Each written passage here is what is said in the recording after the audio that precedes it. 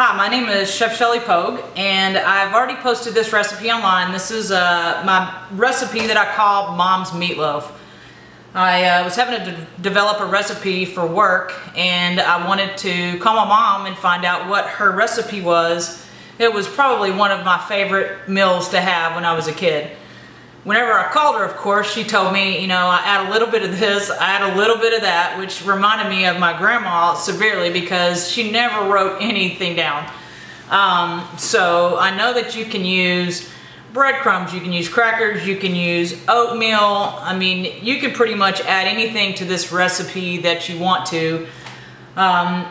Originally, whenever I first made the recipe, I was making it with beef and also regular sausage, and I have switched to a lean turkey and a lean turkey sausage. And you can kind of see from the turkey sausage right here, they were actually in links, and I've actually taken them and pulled them out of the casing or the caul. So I've got bell peppers. I use two different kinds. I think it looks prettier, plus I like red bell peppers better than I do the green. I use a sweet onion. I've got milk, sugar, garlic, black pepper. I've got chicken base. I've got eggs and tomato paste. So I'm going to start mixing all these together and then show you a couple different applications that I'm going to use. I'm going to use a muffin pan, which if you're trying to watch the amount of calories that you're taking in, you can use a muffin pan. It works as a portion control device. And then also I've got some loaf pans to where, you know, if you're going to be feeding, you know, a family of 4 to 6, that also comes in handy. So I've got my lean turkey here. I've got my turkey sausage. I've got all my onions, bell peppers, green and red, which all the increments of each ingredient is listed online. I've got the sugar, garlic, black pepper. I've got milk. A lot of people have asked why there's milk in there. I've just been told by, you know, different people that milk actually makes it really moist. It helps, you know, lock the moisture in. The egg, of course, is your binder.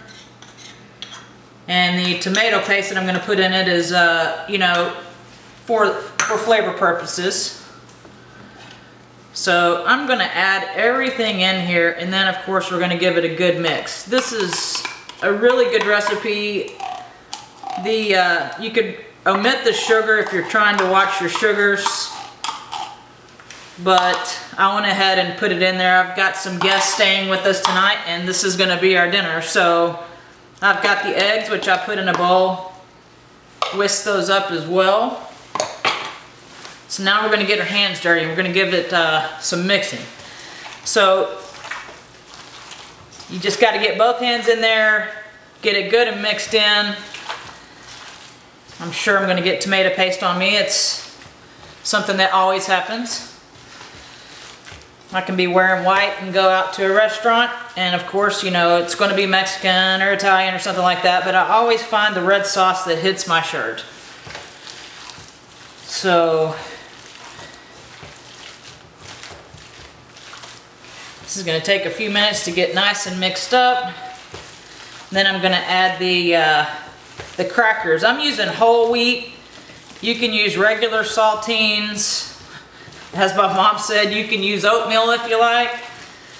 You can use, you know, breadcrumbs.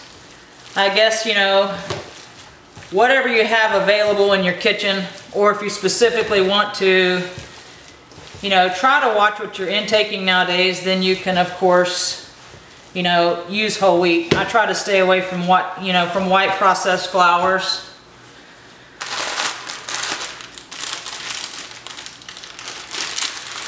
Yeah, not going to be easy.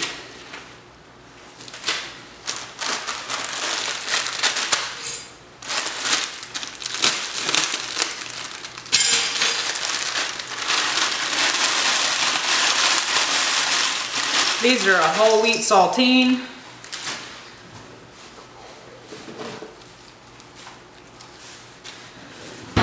You don't have to wear gloves. I choose to for a couple different reasons. I don't like getting my hands dirty, but then also I cook a lot of different things in the kitchen from time to time, so always trying to practice food safety. The main reason is I just don't like stuff on my hands.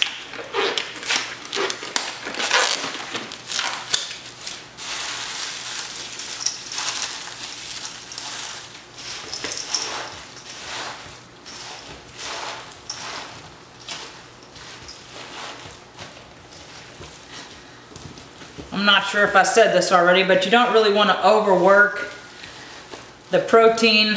It will make it dense in your end product. So, you know, just mix it to where everything's incorporated in a nice, you know, even consistency through, you know, your meatloaf. So I think we're getting pretty close to there. So I've actually got some scales that, you know, I can weigh these out into portion sizes.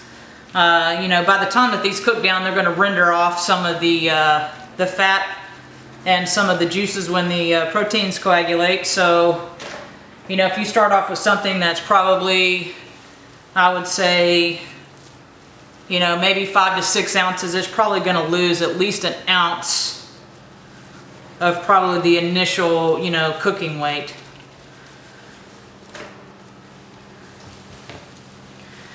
Now, during the cooking process, if you want to, you can always put like tomato sauce. You know, if you really want the extra sugars or you're not worried about that, you can actually, you know, put ketchup on the top. I choose not to because I don't want the extra sugar. But with that tomato paste in here, these are actually going to have a really good flavor anyways. So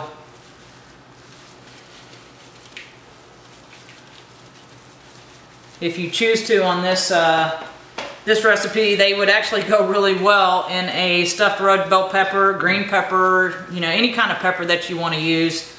This would be good in there too. You know, if you even wanted to kind of make a full meal of it, you could possibly even add some, you know, some rice, stuff into bell pepper. That would work out too. If you wanted to, I've got some different racks that I can use, and sometimes I actually just cook these directly on the rack, put something on the bottom to let the fat render off and save it that way.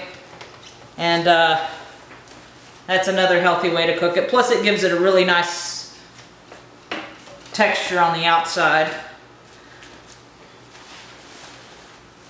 Had less than I thought we would. Extra pan. Okay, so this is turkey. It has to be cooked to an internal temperature of at least 165.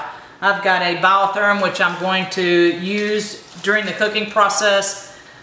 I'm going to put it in the oven on 350 for at least a minimum of probably like 45 minutes before I start checking it. And, you know, check it throughout the process. You definitely want to make sure the turkey is cooked. If you're using beef and pork, it's probably going to be 10 or 15 minutes off of that, and you've got to have that to at least an internal temp of 155. So I'm going to put these in the oven, and once they're ready, then I'm going to pull them out. I've actually got to take something out right now, so I'll be back. Thanks. Action. Alright, so the meatloaf has came out of the oven. I've got the biotherm in there, pulled it out at like 160, 165. The carryover cooking will also increase probably about 5 degrees. So this is what it looks like if you wanted, like I said, to add the tomato sauce to the top of it. Probably about the last 10 or 15 minutes of cooking, you could do that too. So anyways, this is the finished product of the turkey meatloaf. So enjoy.